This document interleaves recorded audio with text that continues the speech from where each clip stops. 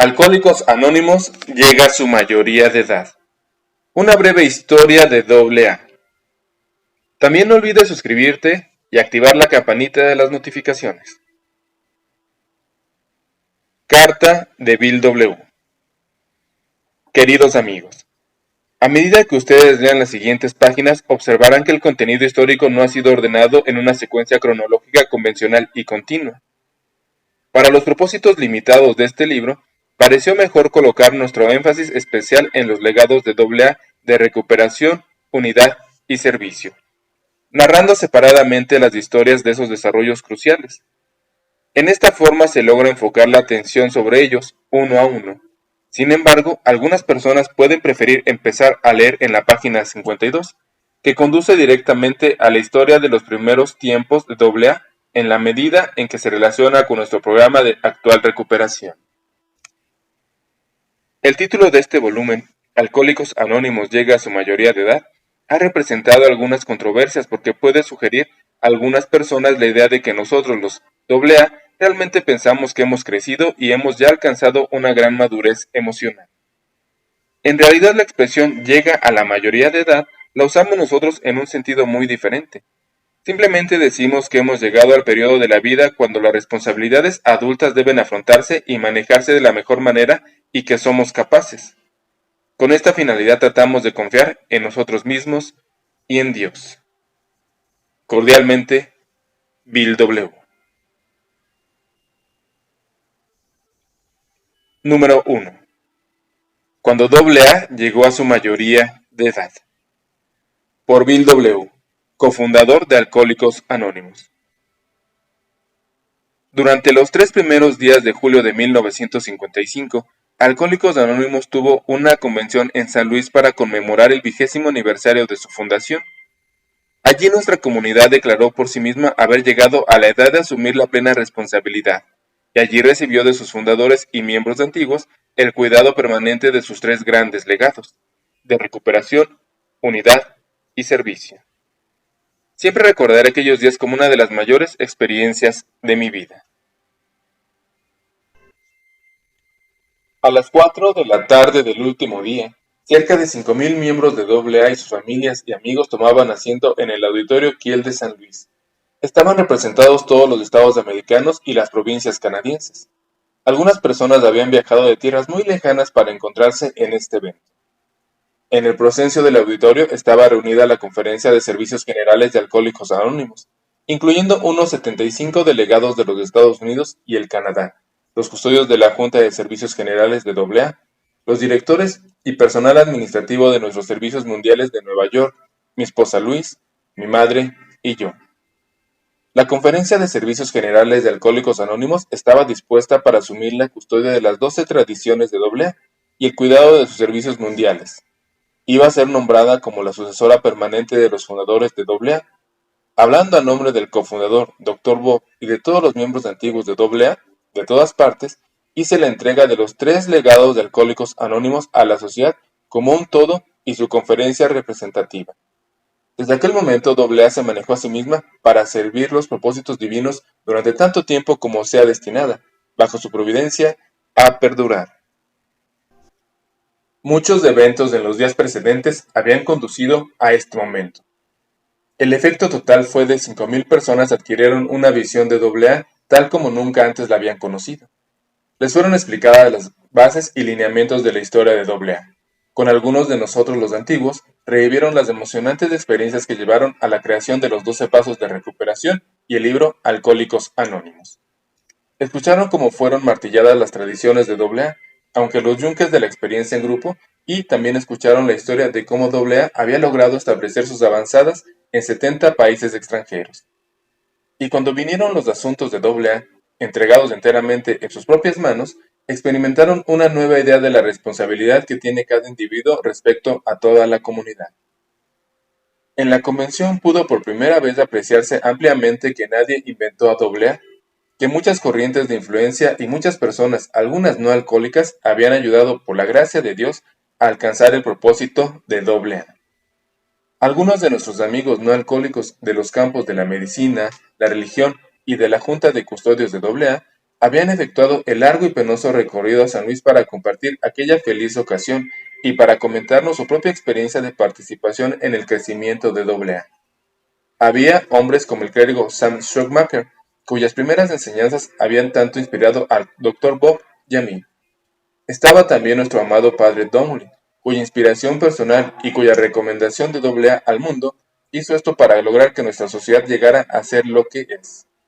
Estaba el doctor Henry Thibault, nuestro primer amigo en la psiquiatría, quien muy temprano empezó a usar los conceptos de AA en su propia práctica profesional, y cuyo buen humor, humildad, visión penetrante y valor han dado tanto significado para nosotros.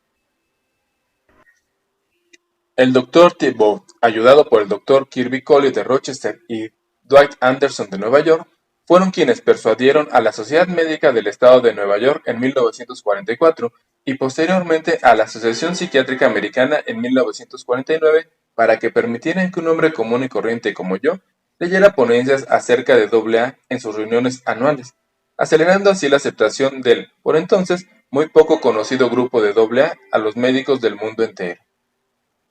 El valor de la contribución del Dr. Thibault, entonces y desde ese momento, se escapa a cualquier medida. Cuando primero conocimos a Harry, servía como psiquiatra en jefe de uno de los más importantes hospitales americanos. Su comportamiento profesional era entonces ampliamente reconocido por los pacientes y colegas. En aquel entonces, el arte moderno de la psiquiatría estaba superando su etapa juvenil y había empezado a llamar la atención universal como uno de los grandes avances de nuestros tiempos. El proceso de exploración de los misterios y motivos de la mente inconsciente del hombre se encontraba ya en pleno desenvolvimiento. Naturalmente, los investigadores que representaban las diferentes escuelas de psiquiatría tenían desacuerdos considerables respecto al significado real de los nuevos descubrimientos alcanzados, mientras los seguidores de Carl Jung veían valor, significado y realidad en la fe religiosa. La gran mayoría de los psiquiatras de aquella época no aceptaban tales valores y significados. Principalmente se aferraban al punto de vista de Sigmund Freud, de que la religión era una fantasía confortable de la inmadurez del hombre, que cuando alcanzara la madurez, a la luz del conocimiento moderno, el hombre no necesitaría más el soporte de la religión. Tales eran los antecedentes contra los cuales en 1939 el Dr. Harry había observado dos recuperaciones espectaculares a través de AA, esto en sus propios pacientes. Estos pacientes, Marty y Granny, estaban entre los más difíciles en su carácter de alcohólicos y de neuróticos. Cuando después de una breve influencia de AA, ellos suspendieron abruptamente la bebida y de inmediato empezaron a mostrar un cambio impresionante de actitudes y de aspecto físico. Harry se sorprendió grandemente. También tuvo una grata sorpresa cuando descubrió que como psiquiatra podía ahora realmente hacer contacto con ellos, a pesar del hecho de que unas pocas semanas antes había presentado férrea resistencia a una de sus más leves insinuaciones. Para Harry, estos eran hechos novedosos. Como científico y hombre valeroso que es, Harry se enfrentó con ellos llanamente y no siempre en el secreto de su oficina. Tan pronto como llegó el convencimiento, logró que AA se incrustara en su profesión y fuera conocido por el público. Aún tomando un riesgo considerable respecto a su posición profesional, Harry Thibault ha continuado desde entonces apoyando a los AA y al trabajo que efectúan ante la profesión psiquiátrica. Al lado del Dr. Thibault, en la mesa redonda médica de la convención, se encontraba el Dr. W. W. Bauer de la Asociación Médica Americana, quien extendió la mano de amistad a AA y nos recomendó calurosamente.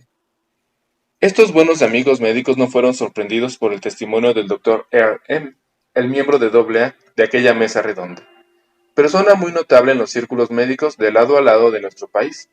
El Dr. Earl estableció sencillamente que a pesar de su conocimiento médico, incluyendo la psiquiatría, se había visto obligado a aprender humildemente de los principios de AA, esto de un carnicero.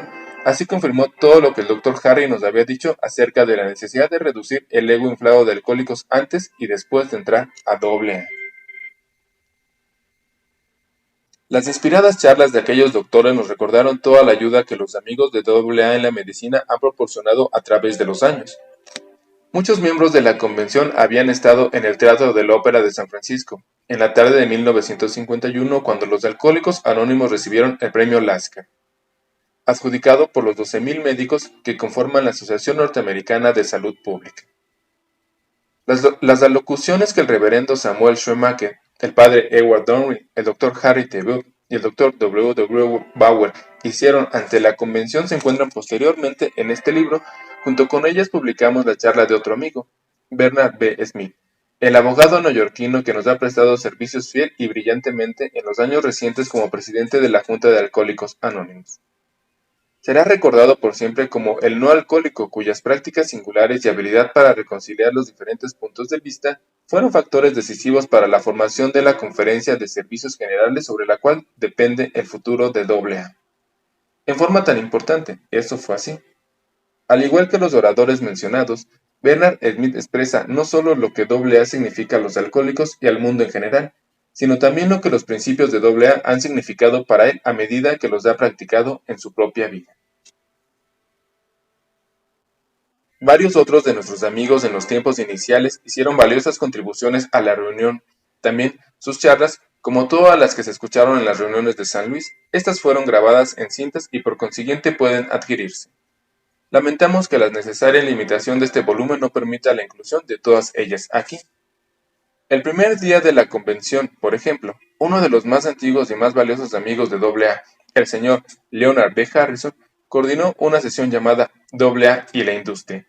Leonard, quien todavía es custodio, ha colaborado con nosotros durante un periodo de más de 10 años de servicio en nuestra Junta de Custodios. Precedió a Bernard Smith como presidente de la Junta y conoció el periodo de la adolescencia de los AA, un periodo impresionantemente frágil, cuando nadie podría decir si nuestra sociedad habría de unirse o se quebraría completamente, lo que significó su sabio consejo y su mano protectora para todos nosotros en AA. En aquel turbulento periodo se encuentra más allá de cualquier medida humana. El señor Harrison presentó a sus amigos más recientes, Henry A. McKeer, quien está contratado por Alice Chalmers para atender el problema alcohólico en aquella compañía, hábilmente secundado por Dave, un miembro de AA que ocupa una posición similar en DuPont. El señor Merkel abrió los ojos de su audiencia a las posibilidades de aplicación de AA y de sus principios en la industria.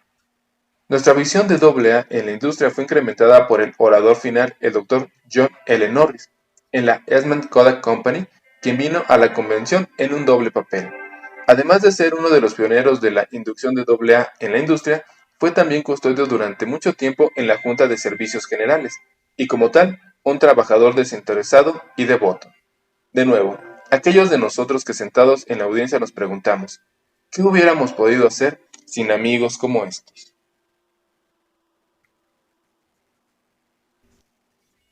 Durante el segundo día de la convención tuvo lugar una reunión acerca de AA en las instituciones.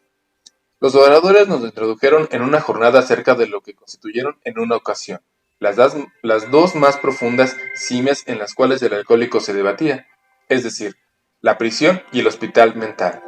Se nos enseñó que una nueva esperanza y una nueva luz habían entrado en aquellos lugares que en un tiempo fueron de oscuridad. La mayor parte de nosotros fuimos sorprendidos al conocer las extensiones que ha logrado AA con grupos en 265 hospitales y 335 prisiones, a través del mundo en la actualidad, y, antiguamente, solo un 20% de los alcohólicos dados de alta de las instituciones y prisiones alcanzaban algún grado de abstención, pero desde el advenimiento de AA, el 80% de tales personas han encontrado una libertad permanente. Dos AA brillaron en aquella mesa redonda y de nuestros fieles amigos no alcohólicos se hicieron presentes. Estaban el Dr. Arnold Kilpatrick, psiquiatra a cargo de una institución mental del estado de Nueva York, quien nos habló acerca de los maravillosos progresos de AA en su hospital. Fue seguido por el señor Austin McCormick, anteriormente comisionado de corrección en la ciudad de Nueva York y ahora profesor de criminología en la Universidad de California. Aquí había ciertamente un antiguo amigo, un amable y devoto colaborador quien había jugado un papel considerable como custodio en los días de la fundación alcohólica de AA. Cuando se trasladó al oeste fue una ganancia para California y una pérdida correspondiente para las oficinas centrales de AA. Y aquí se encontraba de nuevo, diciendo cómo se ha mantenido en contacto con autoridades de la justicia a través de toda América. Así como el Dr. Kilpatrick había confirmado el progreso de AA en las instituciones mentales, así también Austin McCormick, en la autoridad nacida de la experiencia, informó acerca de la permanente y siempre creciente influencia de los grupos AA en las prisiones. Nuevamente nuestra visión se expandió y nuestros espíritus adquirieron renovados motivos de regocijo. Durante la convención hubo muchas reuniones extraordinarias y ordinarias de AA. En aquellas ocasiones, así como en los corredores y las cafeterías, en los alojamientos y en todas partes, tuvimos constante y gratamente el recuerdo de nuestros amigos y de todo lo que la divina providencia les había señalado para que hicieran por nosotros. Nuestros pensamientos se dirigieron frecuentemente a quienes no estaban en la convención, bien sea porque hubieran fallecido, porque estuvieran enfermos o porque sencillamente no pudieron asistir. Entre estos últimos echamos de menos a los custodios Jack Alexander, Frank Amos, al Dr. Leonard Strong Jr. y Frank Goulden. Es de suponer que la mayor parte de nuestras conversaciones fueron dedicadas a nuestro cofundador, el Dr. Bob, y a su esposa Anne. Unos pocos de nosotros podíamos recordar aquellos primeros días del año de 1935 en Akron, cuando se encendió la chispa que habría de construir el primer grupo de AA. Algunos de nosotros podíamos narrar historias que habían sido contadas en la sala de la casa del Dr. Bob en Armour Avenue, y podíamos recordar a Anne sentada en un rincón de aquella sala junto a la chimenea, leyéndonos de una Biblia la advertencia de Santiago de que la fe sin obras está muerta. Ciertamente, estaban con nosotros en la conversación Bob, Sue, hijos del Dr. Bob, quienes habían presenciado el nacimiento del primer grupo de AA. El esposo de Sue, Ernie, el AA número 4, también se encontraba presente, y el viejo Bill D., el AA número 3, estaba representado por su viuda, Henrietta. Para todos constituyó una gran alegría ver a Ethel, la dama de sobriedad más antigua de la región de Akron, Cleveland, cuya conmovedora historia puede leerse en la segunda edición del libro de Alcohólicos Anónimos. Ella nos recordó los primeros veteranos de Akron, los 10 y 8 compañeros cuyas historias constituyeron la espina dorsal de la primera edición del libro Alcohólicos Anónimos y quienes en compañía del Dr. Bob crearon el primer grupo de AA en el mundo. A medida que los recuerdos continuaron, vimos al Dr. Bob entrar por las puertas del Hospital de Santo Tomás, el primer hospital religioso que recibió miembros potenciales de AA para tratamiento regular. En aquel hospital se desenvolvió la gran compañía entre el Dr. Bob y la incomparable hermana Ignacia, esta de las hermanas de la Caridad de San Agustín. El nombre de aquella dulce monjita trae a nuestra memoria la clásica anécdota acerca del primer borracho que ella y el Dr. Bob trataron. El supervisor nocturno de Sor Ignacia no era muy afectuoso con los alcohólicos, especialmente con los aquejados de delirium tremens, y el doctor había llegado con una solicitud de un cuarto privado para su primer paciente. Sor Ignacia le dijo: «Doctor, no tenemos camas, y mucho menos cuartos privados, pero voy a hacer lo que pueda». Luego, con astucia, introdujo al cuarto de flores del hospital a aquel vacilante paciente, el primer candidato de AA para admisión. A partir de aquel incierto comienzo de hospitalización, vimos agrandarse la procesión de pacientes alcohólicos para ser admitidos en el Hospital de Santo Tomás y su reingreso al mundo para retornar al hospital posteriormente como visitantes en la mayoría de los casos. Desde el año de 1939 hasta 1950, cuando el Dr. Bob se despidió de este mundo, fueron tratados más de 5.000 pacientes. Así, el apostolado del Dr. Bob, de su esposa Anne, de Sor Ignacia y de los fundadores de Akron, sentó un gran ejemplo en la práctica de los 12 pasos de AA, ejemplo que permanecerán para siempre. Esta gran tradición vive aún en la persona de Sor Ignacia. Ella continúa actualmente su amorosa labor en el Hospital de Caridad de San Vicente en Cleveland, donde agradecidos miembros de AA de aquella área han contribuido con dinero y esfuerzo para reconstruir un viejo pabellón que ha sido bautizado Pabellón del Rosario y destinado para el uso especial de la hermana y sus colaboradores. Más o menos 5.000 casos han sido tratados hasta el presente. Muchos de los actuales miembros de AA creen que entre las mejores vías hacia la sobriedad están los pabellones de alcohólicos de los hospitales religiosos que cooperan con nosotros. Con toda seguridad, aquellos que han pasado por Santo Tomás en Akron y San Vicente en Cleveland están totalmente de acuerdo con esta afirmación. Tenemos la esperanza de que a su debido tiempo los hospitales religiosos de todas las denominaciones seguirán el ejemplo de estos dos hospitales mencionados.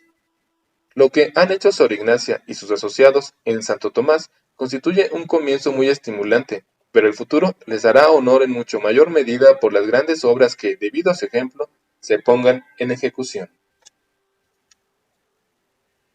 En 1949, 10 años después del comienzo de la colaboración entre el Dr. Bob y Sor Ignacia, La importancia de este trabajo fue profundamente considerada por los AA del estado de Ohio. Se formó un comité para colocar una placa conmemorativa en el pabellón alcohólico del Hospital de Santo Tomás, en forma de expresar claramente aquellos que tanto de nosotros sentíamos y pensábamos. Se me pidió redactar la inscripción y presidir la ceremonia de dedicación. A pesar de que Ann había fallecido recientemente, el Dr. Bob pudo estar con nosotros. En un rasgo acorde con su personalidad, la hermana Ignacia no permitió que su nombre apareciera en la inscripción. El 8 de abril de 1949, un sábado por la tarde, descubrimos y entregamos al hospital la placa conmemorativa. Su inscripción reza así. En gratitud. Los amigos del Dr. Bob y Ann dedican afectuosamente este homenaje a las hermanas y al personal directivo del Hospital Santo Tomás, en Akron, lugar de nacimiento de Alcohólicos Anónimos.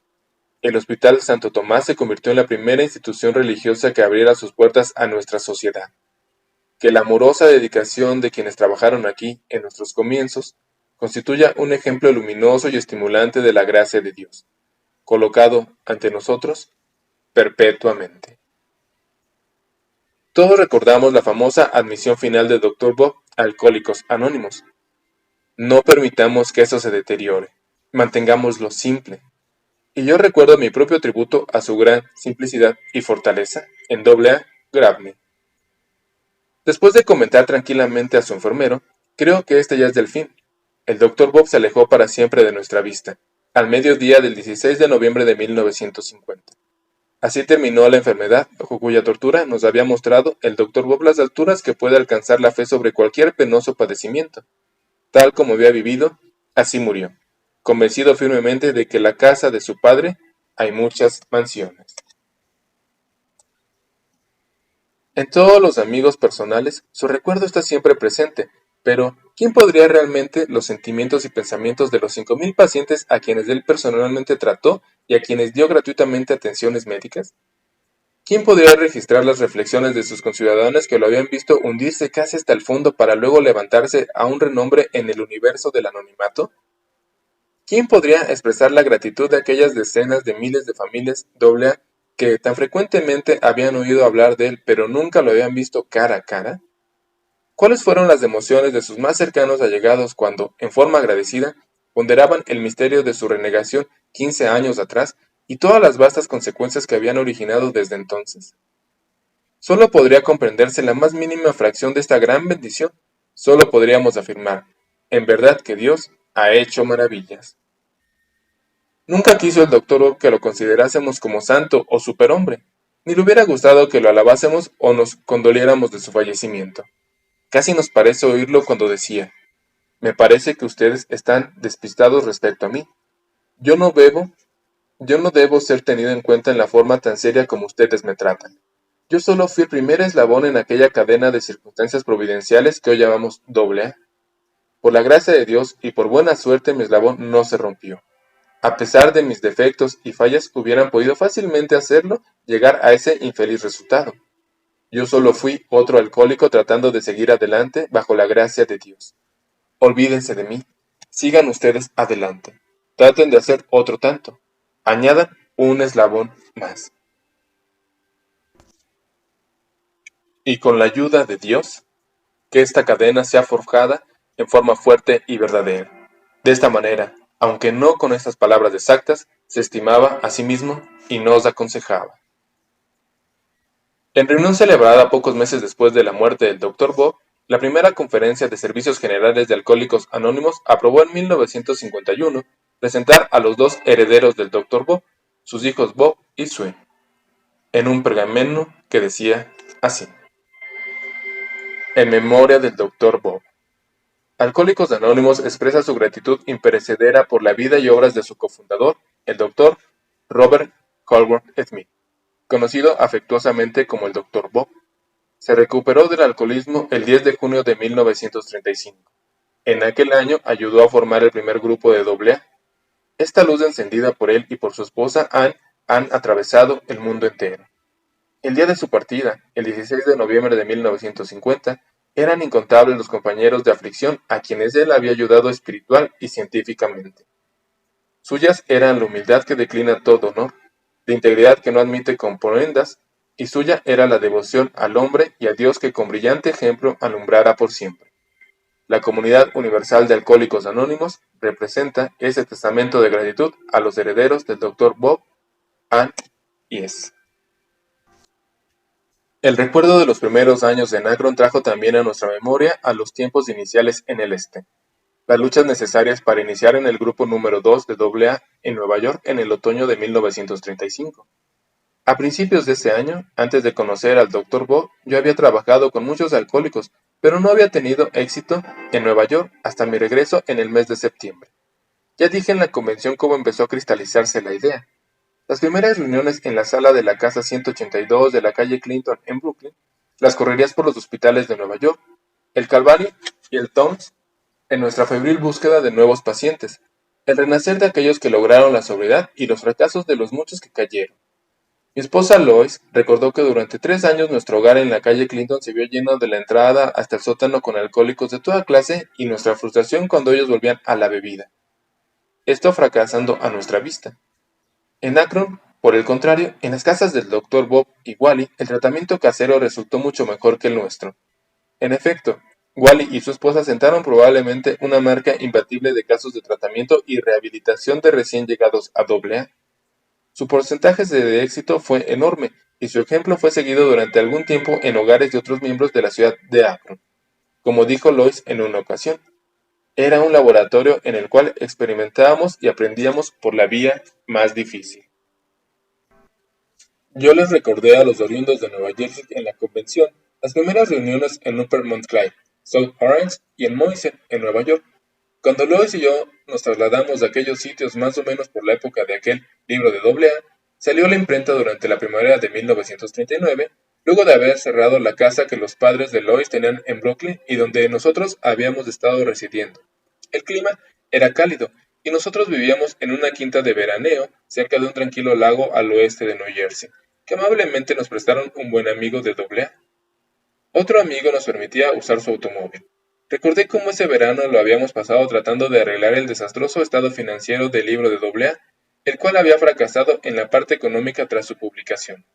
Tuvimos tiempos difíciles rehuyendo a los alguaciles en nuestra pequeña oficina del número 7 de la calle William en Newark, donde se había escrito la mayor parte del volumen.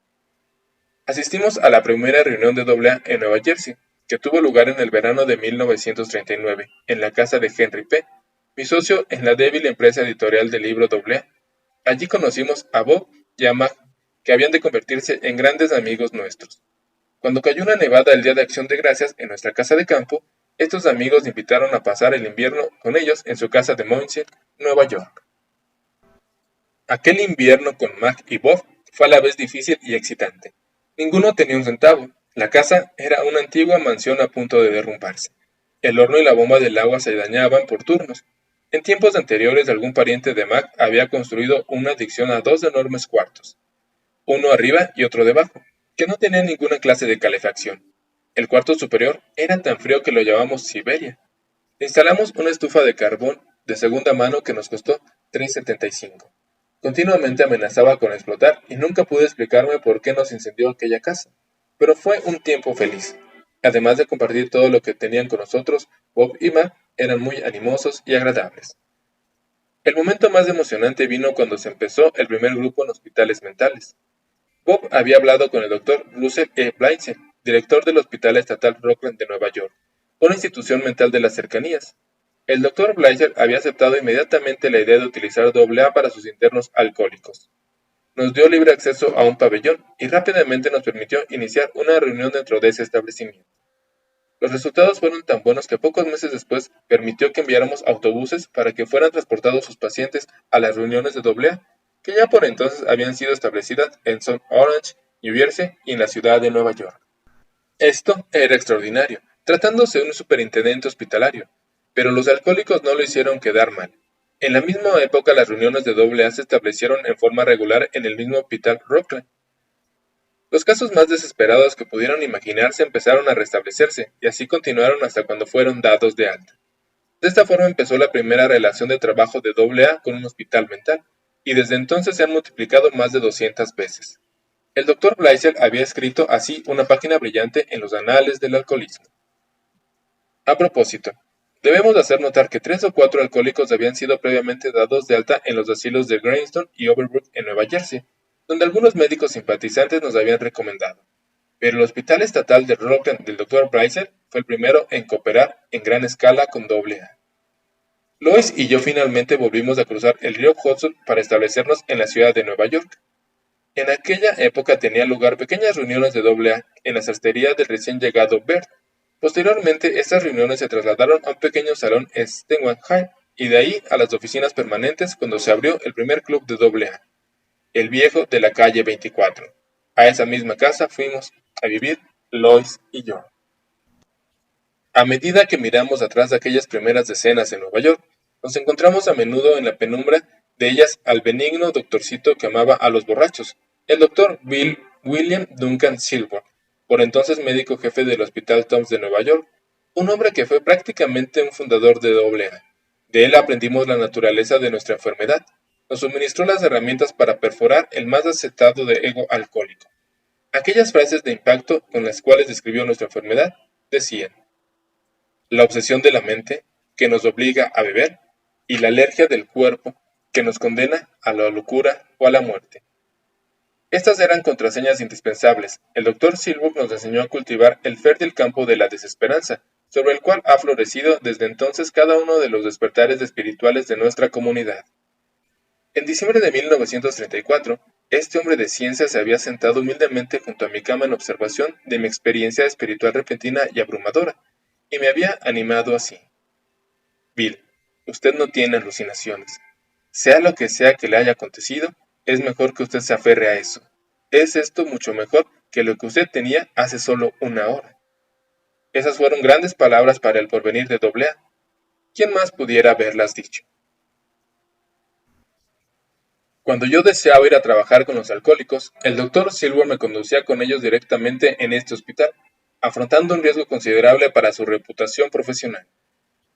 Después de 6 meses de fracasos por mi parte, tratando de lograr la abstinencia de los alcohólicos con quienes yo trabajaba, el doctor Silver me recordó la observación del profesor William James de que las experiencias espirituales verdaderamente transformadoras casi siempre están basadas en un estado de calamidad y colapso total. Deje de predicarles, me dijo el doctor Silver, y déles en primer lugar los hechos médicos. Esto puede ablandarlos profundamente de manera tal que se encuentren deseosos de hacer cualquier cosa que sea necesaria para recuperarse. Luego ellos podrían aceptar estas ideas espirituales y a un poder superior. 4 años más tarde, el Dr. Siroc había ayudado a que el señor Charles B. Toms, propietario del hospital, se convirtiera en un entusiasta de AA y lo había animado a prestar $2,500 para empezar la preparación del libro Alcohólicos Anónimos. Una suma, a propósito, que fue posteriormente incrementada a más de $4,000. Entonces, y siendo el único amigo médico que teníamos por esa época, nuestro buen doctor escribió la presentación de nuestro libro, donde permanece aún y donde intentamos dejarla para siempre. Tal vez ningún médico prestara una devota atención a tan gran número de alcohólicos como lo hizo el Dr. Silver. Se estima que durante su vida trató al sorprendente número de 40,000 enfermos. En los años precedentes a su muerte, en 1951, en estrecha colaboración con AA y nuestra pelirroja enfermera Teddy, logró tratar a cerca de 10,000 alcohólicos en el hospital Kinner Border de Nueva York. Ninguno de aquellos a quienes trató olvidará jamás la experiencia, y la mayoría de ellos continúan sobrios. Silky y Teddy se inspiraron en el trabajo del Dr. Bob y de la hermana Ignacia en Akron, y siempre serán considerados como la contraparte oriental de aquella pareja que Akron en nuestros comienzos. Estas 4 personas fundaron el brillante ejemplo y cimentaron las bases para la maravillosa colaboración con la medicina de la que hoy gozamos. No podríamos dejar de hablar de Nueva York sin pagar agradecido tributo a aquellos que hicieron posible el servicio mundial actual. Los primeros pioneros de la Fundación Alcohólica, antecesora de la cual la Junta de Servicios Generales de AA nació. El primero en orden de aparición fue el Dr. Leonard Bestrom Jr., mi cuñado. Cuando Luis y yo estuvimos solos y abandonados, él, junto con mi madre, veló por nosotros durante las peores épocas de mi alcoholismo activo. Fue el Dr. Strong quien me presentó al señor William Richardson, uno de los más consagrados servidores de Dios y del hombre que yo había conocido. Esta presentación condujo directamente a la formación de la Fundación Alcohólica. La fe permanente, la sabiduría y las cualidades espirituales de Rick Richardson fueron nuestras anclas principales para soportar las tormentas que recayeron sobre AA y sus centros de servicio embrionarios durante los primeros años, y él transmitió su convicción y entusiasmo a otras personas que trabajaron por y para nosotros en tan buena forma. Con cuidado y devoción altruista, el Dr. Strong sirvió como secretario de nuestra Junta de Custodios desde su iniciación en 1938 hasta su retiro en 1955. Dick Richardson era viejo amigo y confidente de los Rockefellers, John D. padre y John D. hijo. El resultado fue que el señor Rockefeller hijo llegó a interesarse profundamente en AA. Cuidó de que tuviéramos la pequeña suma necesaria para poner en operación nuestro proyecto de servicios, a la vez que no fuera una suma lo suficientemente grande como para profesionalizarnos. Y ofreció una comida mucho más a sus amigos en 1940 para que ellos conocieran a algunos de nosotros y vieran por sí mismos lo que era AA. Esta comida, en la cual fueron oradores el Dr. Harry Emerson y el Dr. D. Foster Kennedy, constituyó una importantísima recomendación de nuestra comunidad en una época en que todavía éramos escasos y desconocidos. El patrocinio de dicha comida hubiera podido traerle un gran ridículo al señor Rockefeller, y sin embargo la ofreció regalando muy poco de su fortuna personal, pero mucho de su propia persona. El señor Richardson trajo aún más amigos para ayudarnos, entre ellos el señor Albert Scott, gente de una firma de ingeniería y presidente de la Junta de Custodios de la Iglesia Riverside en Nueva York, que presidió la famosa reunión a finales de 1937 en la oficina del señor Rockefeller, y que fue el primer encuentro que tuvimos algunos de nosotros los alcohólicos con nuestros nuevos amigos. En aquella época, el señor Scott hizo la inquebrantante e histórica pregunta: ¿no dañará todo esto el dinero? El Dr. Bob, el Dr. Silver y yo asistimos a aquella reunión donde también estaban presentes dos amigos del señor Richardson, que estaban destinados a ejercer gran influencia en todos nuestros asuntos. Al iniciarse la primavera de 1938, nuestros nuevos amigos nos ayudaron a organizar la Fundación Alcohólica, y el señor Leroy Chipman sirvió incansablemente durante muchos años como su tesorero. En 1940 pareció aconsejable que la fundación se hiciera cargo de World Publishing Inc., la pequeña compañía que habíamos formado para los negocios relacionados con el libro, y 2 años más tarde, el señor Chipman efectuó la mayor parte del trabajo de conseguir $8,000 que se necesitaban para pagar a las accionistas y al señor Charles B. Thoms. Presente en aquella reunión de 1940 se encontraba también otro amigo del señor Richardson, Frank Amos, un dirigente publicitario y periodista y custodio de AA, retirado hace poco tiempo. En 1938, Frank fue a Akron para conocer al Dr. Bob y llevar a cabo una encuesta cuidadosa de lo que allí había sucedido. Su sincero informe acerca del grupo número 1 y del Dr. Bob fue lo que logró atraer el interés del señor Rockefeller y lo que posteriormente animó a la formación de la fundación.